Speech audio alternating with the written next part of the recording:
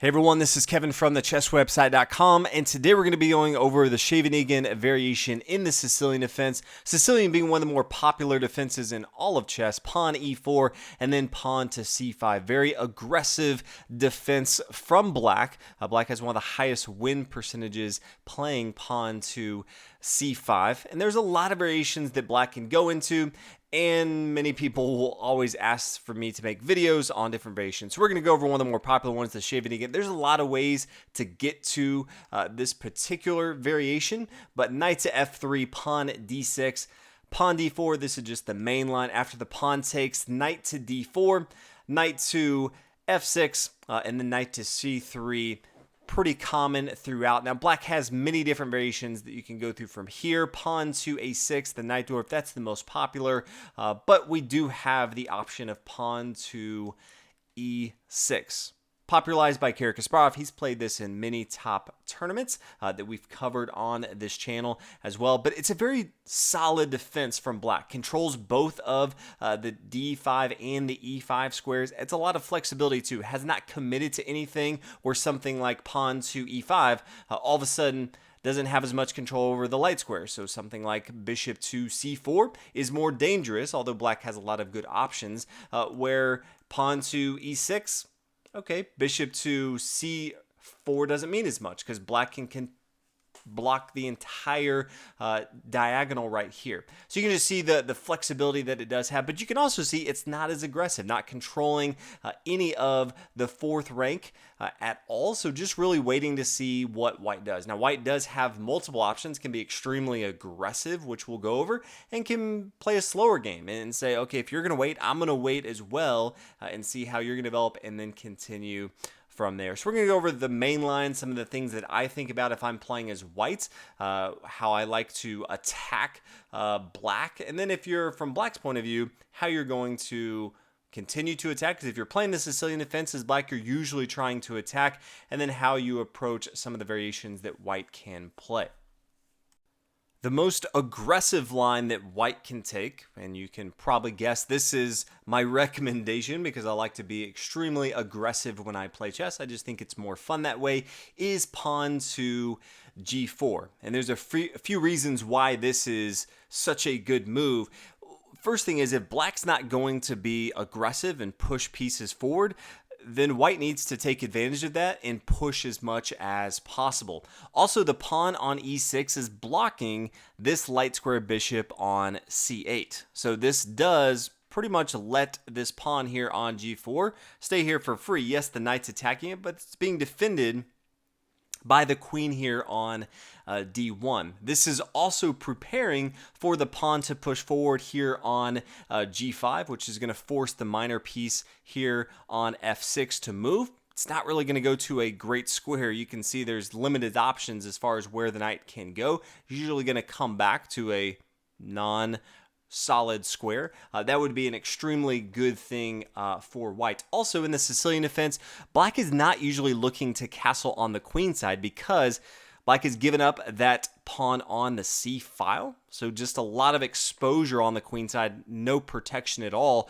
So White all of a sudden says, yeah, I'm just going to throw everything I can at the king side of the board because that's really where Black would like to attack. Now, Black has some options if he sees this. One of the things that you may see from Black is pawn to h6. This is one of the more common moves to stop the pawn coming up here to g5. Here I just recommend pawn to h4. It continuously pushes on the king side, puts as much pressure as possible for Black. Now, Black can't play something like pawn to g5 because the pawn can freely take, attacking the knight right here. The pawn can't recapture because the rook can come down here to h8. So a lot of mistakes that Black can get into. So how do they continue if they're not going to play pawn to g5? One of the things that you could see is pawn to e5, attacking the knight right here. Then just going to play knight to f5. This makes a lot of sense, continuously being aggressive on the king side of the board. If Black wants to push the knight away, say pawn to g6, White can actually take the pawn here on h6. Now, it doesn't look like it right away, but we'll go over why you can. And right away, if the bishop recaptures, then just pawn to g5. And you can probably see right here that white's going to gain back material. Let's say the bishop comes to g7, then the pawn takes, the bishop is going to recapture, and now the pawn to h5. This is extremely good. You have the queen here on d1 defending this. You also have the rook here on h1. Everything is attacking the king side of the board. White can still castle on the queen side, have good protection for his king. This is going to be extremely good. Later on, the knight can come down here to d5, a great outpost for the white knight. All things are looking extremely good for white. And you can tell from this who is the aggressor in the game. It's white. Usually, if someone plays the Sicilian defense as black, they want to be the aggressor. White's completely taken that off the table. They're the one pushing the action on the king side of the board. Now, if we come back a few moves, instead of pawn to e5, another move that we could see after pawn to h4 is knight to c6. I'm just not going to worry about what you have going on over here. In this case, I would recommend rook to g1. The critical square is going to be pawn to g5. Have both the bishop from c1 defending that. So just swing over the rook here on g1 is going to be the recommendation. Don't even worry about the knight over here on c6. If your opponent wants to play the game on the queen side, that's fine. If they take, yeah, you're just going to have another attacker coming down with your queen to d4. That is going to be fine. Now if we come back and say, instead of the pawn to h6, what if they try something completely different? So you play pawn to g4, and then they play pawn to e5. Say, I'm going to go ahead and tack this knight right here. Now, there's a couple options. I'll go over why I recommend what I do, because you could play knight to f5 right away. And this is a extremely good move. It's a great outpost for this knight. But you can see that this bishop can go ahead and take this right away. And really, black is looking to start to trade material because they can sense the fact that white's putting a lot of pressure, and as soon as they can alleviate that pressure, the pawn structure for white's not that good. So this would be a good exchange for black. So because of that, we want the knight to come here to f5. First, we're going to do an in-between move, and that is bishop to b5. Yes, they're attacking the knight here on d4, but they're in check, so they have to do something. Now, there's a couple options that they have. Let's say they play bishop to d7. Okay, well, we can just exchange right here after the knight takes. Now we can come to f5. Much better position. Black can no longer take that. And instead, if they don't bring the bishop here, let's say they brought the knight to d7. Okay, well, don't even have to do anything right now. Could go ahead and play knight to f5, putting a lot of pressure on the king side, and black cannot force the knight away. So those are some of the options that you'll see once you play the pawn to g4. Now, that was an extremely aggressive move from white to play pawn to g4. And so a lot of players as black, they don't like to play this opening because of what happens if they play pawn to g4. So that's why the Najdorf is one of the more popular moves of pawn to a6. It just waits to see what their opponent's going to do. And so pawn to g4, not as good in this position. But we'll go ahead and look at some other variations, both so you can see what it would play as black, and then if you want to play some other variations as white, you can as well. The first one is we have the classical variation with bishop here to e2. Karpov used to play this quite a bit.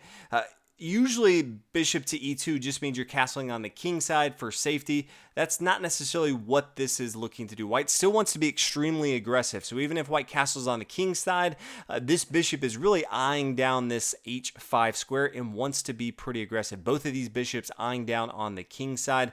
So maybe from here, bishop to e7, castle on the king side, castle, and then pawn to f4. Now white can play a little quieter, but I always recommend to be extremely aggressive. So f4 is the play.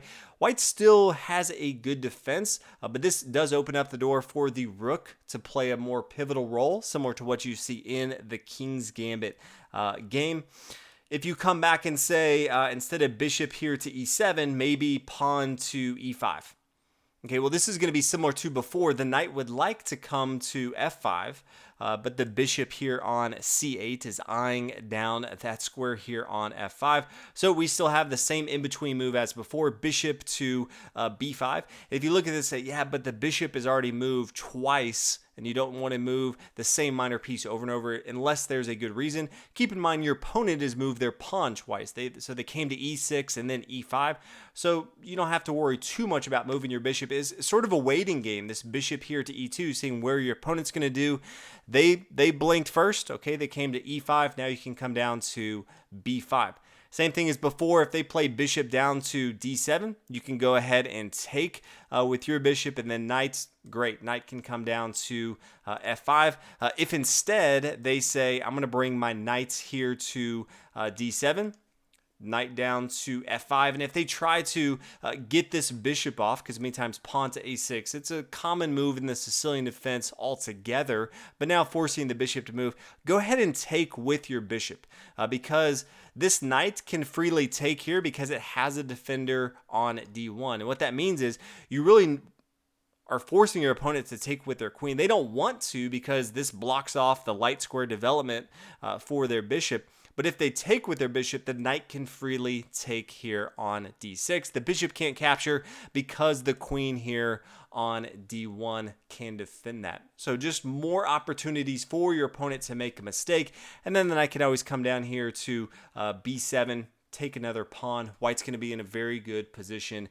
So these are some of the things you'll see in the classical variation.